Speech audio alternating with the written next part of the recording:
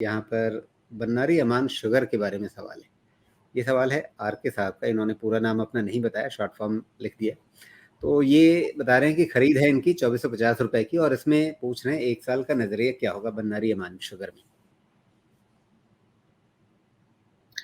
बहुत लंबी राइज के बाद ये कंसोलिडेशन तो अपना ट्राई कर रहा है, और मुझे लगता नहीं है कि 2600 700 ठीक ठाक है। अभी नज़रिया ऐसा है, बहुत ज़्यादा इसके बारे में बताना बहुत मुश्किल है इस लेवल पे, क्योंकि ये जितने समय से कंसोलिडेट कर रहे हैं, ऑलमोस्ट समझे तो आप 2022 जनवरी, और ये 2 साल से इसने बहुत ज़्यादा कुछ रिटर्न दिया नहीं, और अपने 200 ईएमए के आसपास ही हवर कर रहा है। तो बहुत निगेटिविटी भी मैं इसमें नहीं कह सकता अभी, जो मुझे देख के लग रहा है। बाकी ये जैसे जैसे आगे और डिलीवर करेगा ना रिजल्ट, उसके बाद धीरे धीरे इसमें इम्प्रूवमेंट होती जाएगी, बिकॉज वैल्यूएशन भी बहुत आउट नहीं है, थोड़ा बहुत आउट है। तो रिजल्ट अगर सस्टेन रहा तो इन सब चीज़ों में होता ही है कि फाइनली अपसाइड ब्रेक होता है, ब्रेकआउट होता है फाइनली, अगर रिजल्ट डिसअपॉइंट नहीं किया तो पहला थियरी समझने का इसका यही है कि जब तक इसकी क्लोज आपको आप 2650 या 2600 ऐसा कुछ लेवल रख लीजिए, उसके नीचे जब तक क्लोज नहीं होता है 2-3 दिन का, तब तक आप मान के चलें कि इसका कंसोलिडेशन चल रहा है, चलेगा, और सम फाइन डे यहाँ से ब्रेकआउट होगा। और वो ब्रेकआउट क्या होगा, इसका उसका ट्रिगर होगा या तो कोई अनाउंसमेंट, या फिर कोई भी इसका बम्पर क्वार्टरली रिजल्ट। इसके अलावा और कोई ट्रिगर नहीं है, स्टॉक सोया हुआ है चलने के लिए।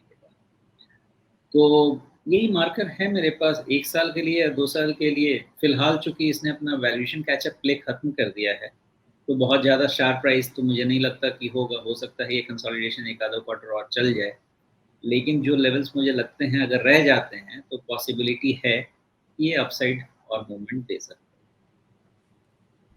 है। जी, तो ये फिलहाल बन्नारी अमान के बारे में राय, और इसके हिसाब से आप अपना निर्णय लें, देखें क्या करना है। एक बहुत ज़्यादा थकाने वाला कंसोलिडेशन इसको कह सकते हैं, लेकिन इसका मतलब ये भी होता है कि अगर चीज़ें आगे बेहतर हुई तो काफ़ी अच्छे से चाल नई बन भी सकती है। तो फिलहाल नीचे आपने स्टॉप लॉस तो बता दिया है, लेकिन उम्मीद क्या रखें इसमें अब? और इनके लिए अच्छी बात ये है कि इनका जो खरीद भाव है वो काफ़ी नीचे का है, 2450 का है। इसका मतलब ये है कि शायद उन्होंने कब खरीदा होगा, ये शायद उन्होंने साल भर पहले खरीदा होगा, या फिर अ, हाँ वही सवा साल पहले खरीदा होगा। देखिए, वही मैं थोड़ा टाइम प्रोजेक्शन करने की कोशिश कर रहा था, एक जस्ट अगर इसको हम एक्स्ट्रापोलेट करने की कोशिश करें तो 1.5 पौने 2 साल का कंसोलिडेशन ये है। इसका वैल्यूएशन करीब करीब अभी भी मीडियन से थोड़ा सा बाहर है। ओके, तो अगर मान लेते हैं इसको हम अपर एंड का भी वैल्यूएशन लेके चलते हैं, तो ब्रेकआउट होने के बाद इसके चांसेस होते हैं इन सब स्टॉक में 20-25% गेन के। करंट लेवल आप बॉटम मान लीजिए कि इसका हो गया 2650 का। तो अगर ये बॉटम रहता है तो 2650 से आप 20-25% का अपसाइड प्रोजेक्शन में डाल सकते हैं, लेकिन वो तभी तक वैलिड है जब तक 2650 के नीचे क्लोज नहीं होता है। और जितना टाइम स्पेंड करेगा इस जगह पे उतना अच्छा है।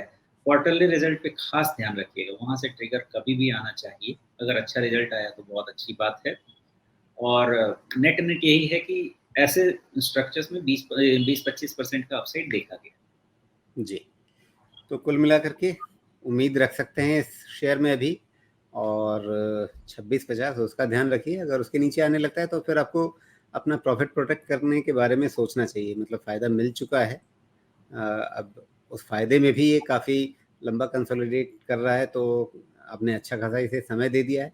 उस समय का आपको फ़ायदा मिलना चाहिए। अगर ऊपर ब्रेकआउट होता है तो उससे आपको अच्छा फ़ायदा मिलेगा, लेकिन 2650 के नीचे जाने पर आप तुरंत रिव्यू कीजिए, और फिर आप सोचिए कि चलो जितना समय दिया उसमें जितना पैसा मिल रहा है उस पे संतोष कर लिया जाए।